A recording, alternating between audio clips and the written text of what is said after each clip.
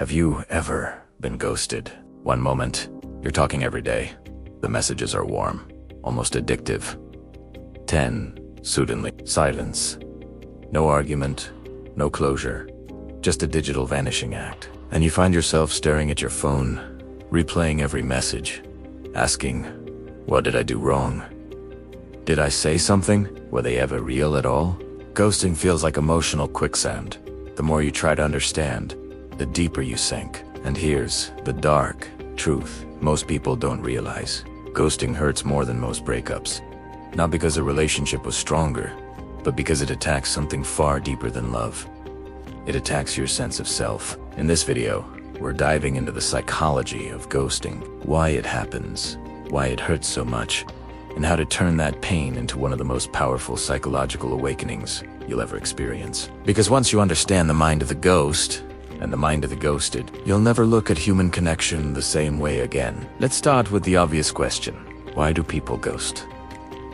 The easy answer is fear, but the real answer is power. Ghosting is the ultimate act of silent control. When someone ghosts you, they're not just avoiding a conversation, they're seizing the psychological upper hand. They end the interaction without explanation, forcing you to fill in the blanks. And the mind hates blanks. Psychologists call this the Zeigarnik effect, the human tendency to obsess over unfinished situations. When something doesn't have closure, your brain loops on it endlessly, trying to complete the story. That's why ghosting feels like mental torture. You're not mourning a person, you're haunted by the mystery. And the ghost knows this, even if only subconsciously. By disappearing, they create emotional chaos without ever saying a word. But not everyone who ghosts does it with malicious intent. There are 3 psychological profiles behind ghosting. And once you recognize them, you'll start seeing the pattern everywhere. Type 1, the avoidant. This person fears emotional confrontation the way others fear fire. They disappear not to hurt you, but to protect themselves. They grew up learning that emotional conflict leads to pain, so their brain's defense mechanism is flight, not fight. For them, silence feels safer than honesty. The tragedy is that they don't realize by avoiding short-term discomfort, they cause long-term damage, both to you and to themselves. They never learn to face emotional responsibility, and every time they ghost, they reinforce their own weakness. Type 2, the narcissist. This one's different.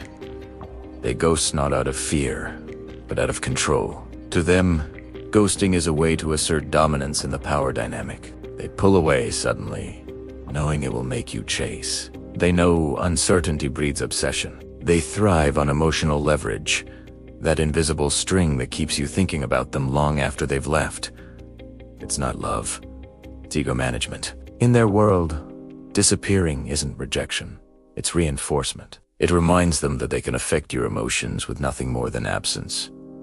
And when they return, which they often do, you'll welcome them back, grateful for scraps of attention. That's what psychologists call intermittent reinforcement, the same mechanism that makes gambling addictive. The uncertainty becomes the hook, and before you realize it, you're no longer in a relationship, you're in a psychological trap. Type 3, the confused. This one hurts the most because they genuinely liked you. They just lacked the emotional vocabulary to handle intimacy. They disappeared not because of you, but because they're overwhelmed by their own unresolved wounds. Fear of rejection, fear of vulnerability, fear of being truly seen. They vanish to protect a version of themselves that's fragile and incomplete, and you become collateral damage in their internal war. But no matter which type ghosted you, the result feels the same. The silence becomes a mirror, and that mirror reflects every insecurity you've ever tried to bury. You start replaying moments, looking for clues, doubting your worth. You rewrite the story to make sense of the pain. But here's the paradox. Ghosting doesn't just remove a person. It removes certainty, and the human mind would rather feel pain than confusion. This brings us to the deeper layer. Why ghosting hurts more than a breakup. A breakup gives you a narrative. Even if it's painful, you can understand it. We weren't compatible. They found someone else. It just didn't work out. Your brain can close the loop. But ghosting, Ghosting is psychological limbo. There's no story, no reason, no closure. And without closure, your brain keeps generating possibilities. It invents reasons, blames you, defends them, rewrites reality. That's why people stalk their ghosters' social media, check old messages, or draft texts they neighbors send. They're not trying to reconnect, they're trying to reclaim meaning. Because ghosting doesn't just end a connection, it destabilizes your sense of identity. You go from we to what happened, and the space between those two becomes an obsession. Now let's go even deeper. Ghosting triggers the same neural pathways as social rejection, which the brain processes similarly to physical pain. Studies using fMRI scans show that when you're excluded or ignored, your anterior cingulate cortex, the same region activated when you're physically hurt, lights up. That's why ghosting can make your chest tighten, your stomach drop, your heart race. It's not all in your head. It's neurological agony. But there's another layer. When someone disappears suddenly, your brain enters what psychologists call a trauma loop. You alternate between idealization, maybe they cared after all, and despair. Maybe I was never enough. This cognitive dissonance is exhausting. It's why ghosting can feel like withdrawal. Because in many ways, it is. You've lost not just a person, but the dopamine feedback loop tied to their messages, their validation, their presence. Your brain literally craves the person who hurt you. So how do you break the spell? How do you escape the ghost? The first step is to understand the silence for what it is, not a mystery, but a message.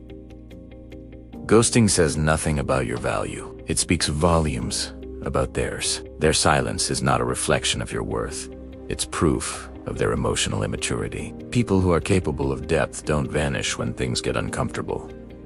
They communicate, they clarify, they confront. So when someone ghosts you, they're revealing their emotional ceiling. They're showing you exactly how far they're capable of going. And it's not very far. But let's be honest, knowing that doesn't instantly erase the pain. Because ghosting doesn't just take away closure, it steals momentum. It leaves you suspended in the middle of a story with no ending. So you must create your own. Here's how. Step 1. Label the experience. Instead of saying they disappeared, say they chose avoidance. This shifts the focus from confusion to choice. It reminds your mind that there was intention, and therefore, accountability. Step 2. Remove the illusion of specialness. Ghosting feels personal, but it's often pattern-based. Your ghoster has likely done this before, and will do it again. Understanding that detaches their behavior from yourself. Step 3. Reclaim the frame. Ghosting is a power move, but only if you stay in their silence. Reclaim the narrative by defining what happened on your terms. Tell yourself, this wasn't rejection, it was revelation. They showed you who they are. That's clarity, not loss. Step 4. Close the loop yourself. You don't need their explanation to move on. You can write your own ending. Literally. Write a message never send. Say everything you wanted to say. Then delete the Italiano. The point isn't to reach them. It's to release you. Now, let's talk about the dark side of ghosting. Not when you're ghosted, but when you're the ghost. Because the truth is, most people have done it, at least once. Maybe not maliciously, but out of fear, guilt, or exhaustion. So let's ask the uncomfortable question. Why do you ghost? If you've ever vanished on someone, it's worth looking at what you were avoiding. Were you afraid of confrontation? Of hurting them? Of feeling exposed? Because ghosting might seem like the easy way out, but psychologically, it corrodes your confidence over time. When you ghost, you train your mind to equate avoidance with safety. And every time you do it, you reinforce the idea that you can't handle emotional tension. Over time, that turns into social anxiety, guilt, and even identity confusion. Because if you can't face others honestly, you eventually can't face yourself. So if you've ghosted someone, acknowledge it. Don't excuse it, but understand it. Then break the pattern, because clarity, even when it hurts, is always cleaner than silence. Now here's the twist.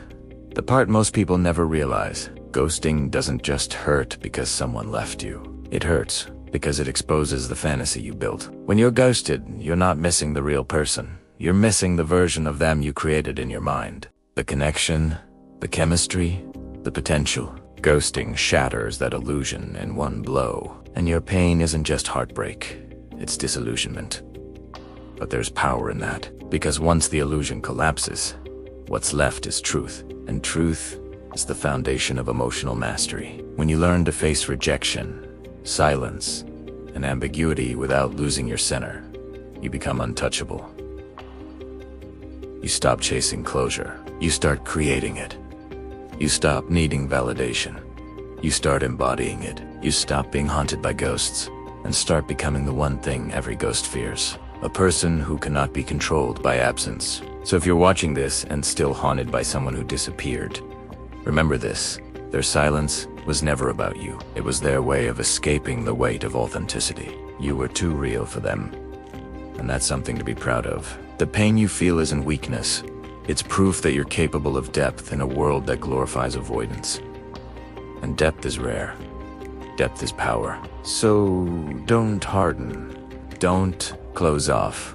Just evolve. Learn to hold space for uncertainty without letting it consume you. Learn to feel the absence without filling it with fantasy. Learn to face silence and not crumble, but expand. Because the ones who can face silence are the ones who eventually control it. If this resonated with you, if you've ever been ghosted or ghosted someone else, and you want to understand the hidden psychology behind human connection, control, and emotional power, subscribe to Darkmind Mastery. Because here, we don't just talk about the pain, we dissect it, decode it, and turn it into power. This is how you stop being haunted and start becoming untouchable.